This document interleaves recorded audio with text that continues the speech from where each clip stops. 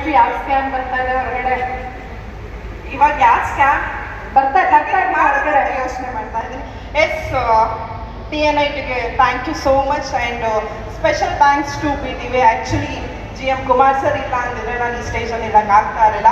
ತುಂಬ ಜನ ಹೇಳಿದ್ರು ನನ್ನ ನೋಡಿ, ಸಾಕಷ್ಟು ಜನ ನಮ್ಮ ಮೀಡಿಯಾದವರು ಸೇರಿ ಹೇಳಿದರು, ಅಯ್ಯೋ ಯಾರಪ್ಪ ಇವಳು, ಸಿಕ್ಕಾಪಟ್ಟೆ ನೆಗೆಟಿವ್ ಆಗಿ ಹೇಳಿದರು. ಸೊ ನೆಗೆಟಿವ್ನ ನಾನು ಪಾಸಿಟಿವ್ ನಾನು ಮಾಡ್ಕೊಂಡಿದ್ದೀನಿ.